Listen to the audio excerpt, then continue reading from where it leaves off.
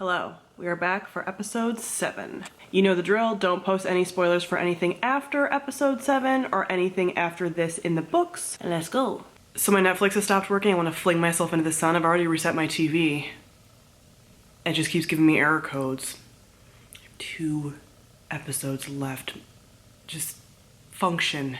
It still wouldn't work, so I just logged in on my laptop, had to plug it in up with the HDMI cable to my TV, and now I can watch it after like half an hour of fucking around. Awesome, love that.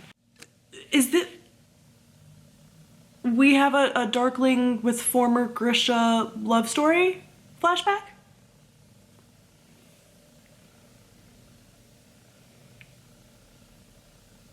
That's suspicious.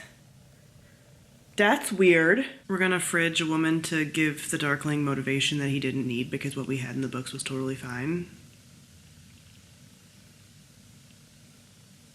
We're gonna make this like a typical story where this happened. They could turn, I mean, I'm only like a few minutes in, they could turn it around, but right now I'm like pissed at this choice that is so not necessary. I'm actively pissed about this. Because it's not necessary. Like, you did not need the Darkling to be like, oh, he like lost someone he loved, so that made him go bad. No. Dude is power hungry. Alright? We already had the good motivations with like, you know, he does care about the Grisha on like some level, but the dude is power hungry and like too powerful. And he couldn't have broken his chains, or not chains, but like the wooden thing, whatever, like a few seconds earlier to like save her. Like, it's just a not necessary motivation. The whole flashback, I'm mad that it was even a thing.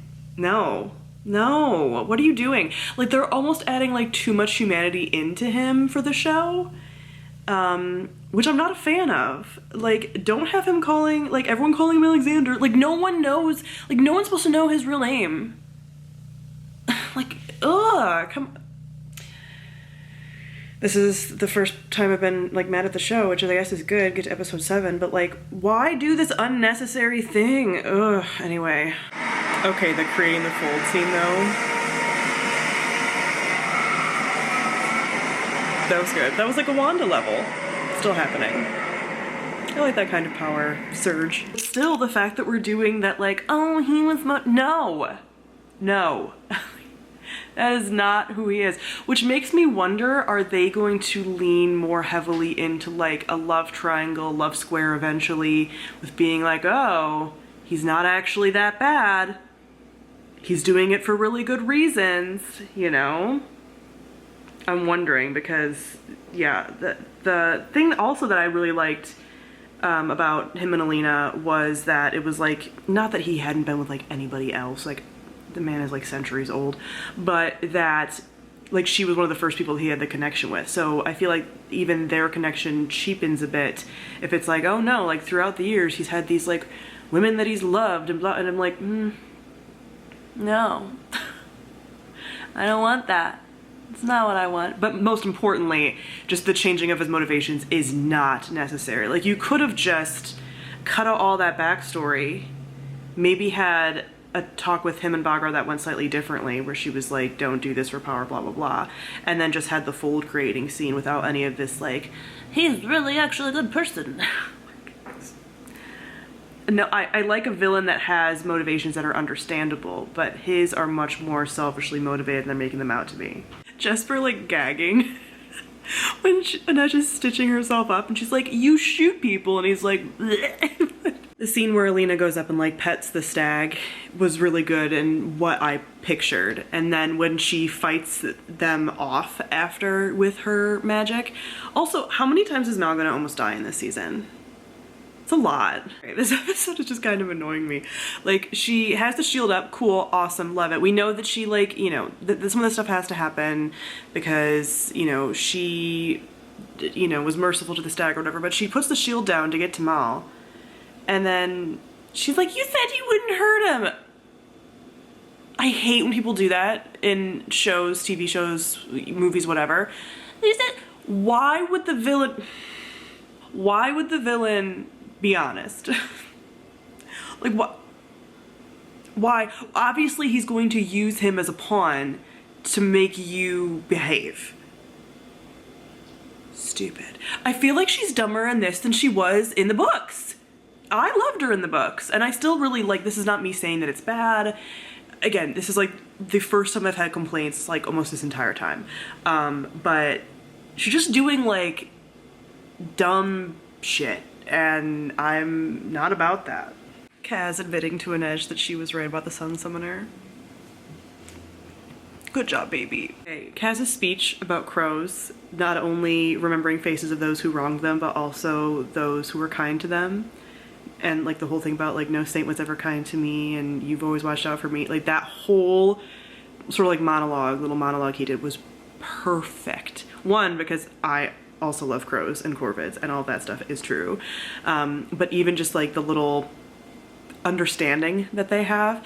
And I really hope that Kaz and Inej is slow burn. Like I hope that they don't kiss this season. Like I hope that it does take until maybe not, you know, if they're doing like a book a season, I hope it doesn't wait until like, you know, season 5 or whatever. Maybe a little sooner than that, but like not until like next season. You know, like give us like the slow burn angst that is these two who have a lot of shields up and a lot of walls. Like, do not give me this too quickly. This needs to be slow burn, especially because everything else we're getting like fairly quick.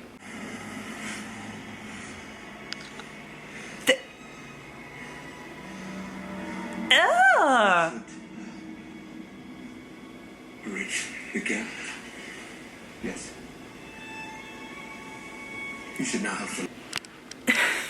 They melded the amplifiers into their skin. She's gonna be walking around like a body horror, just, oh my god. Oh my god. That's dark. That's much darker than the books. I'm surprised. I'm not mad at it. That's much more goth. Even the scene with him where he, you know, takes her power and all of that, like I control it, like that makes sense with the original plot of him being like just more power hungry. You don't show him being all like, I care about Grisha, blah blah blah. I've been in love with all these women over the years, blah blah blah. And then being like, I just want power. No. These are two conflicting things. Don't show all of his humanity and then do this.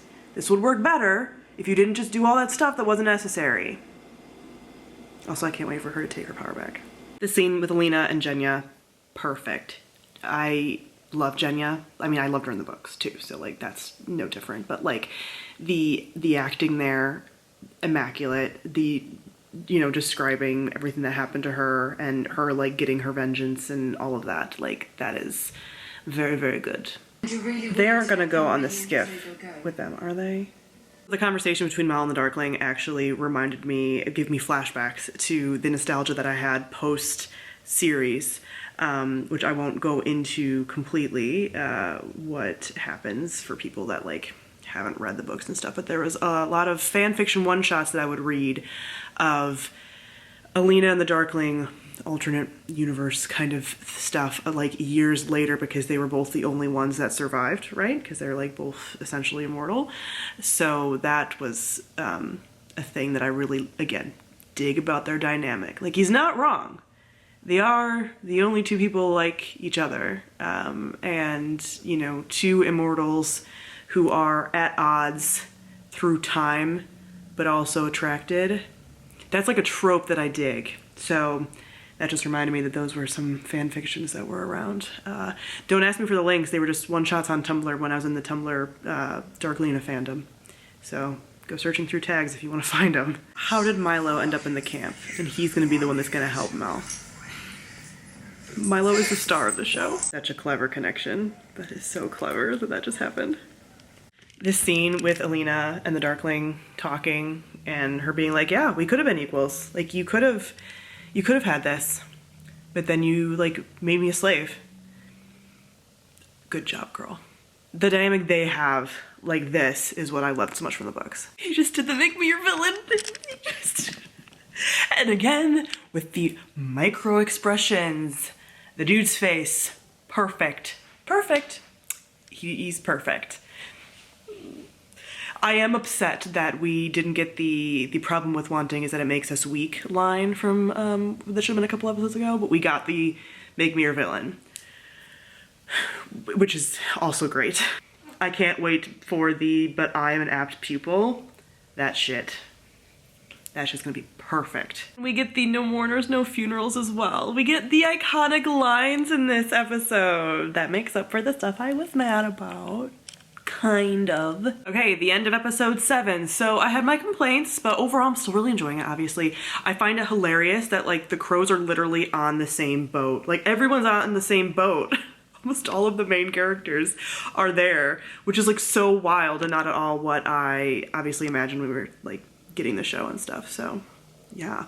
So on to episode 8 next, but you know the drill. Comment below, let me know your thoughts on episode 7. Let me know if you agree with me about the Darkling stuff, disagree. I don't know, I don't know if my opinion will be controversial or not. I haven't seen what anybody else thinks yet, so let me know your thoughts about that down below especially. Thank you all for watching, and I'll see you soon with the finale. Bye!